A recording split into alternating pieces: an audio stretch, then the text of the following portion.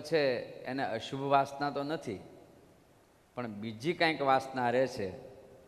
બદ્રિકાશ્રમમાં જાઓ કે બીજી કોઈ પણ વાસનાઓ રહે છે, શ્વેતદીપમાં જાઓ, તપ કરવું, એ સવિકલ્પ સમાધિ, સવિકલ્પ, વિકલ્પે સહિત સમાધિ, નિર્વિકલ્પ, કોઈ પણ પ્રકારનો વિકલ્પ જ નહીં. સમજ્યા?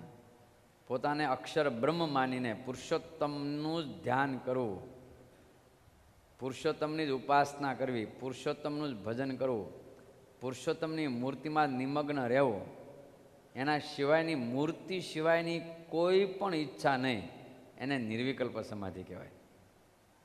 પછી આંખો બંધ હોય કે ખુલ્લી હોય, નાડી પ્રાણ ખેંચાતા હોય કે ન ખેંચાતા હોય, દેહભાન ભૂલાતું હોય કે ન ભૂલાતું હોય, પણ ભગવાનની મૂર્તિમાં જ ચોંટવાનું જેને તાન છે, ભગવાનની મૂર્તિ સિવાય કોઈ બીજું એનું લક્ષ્ય નથી.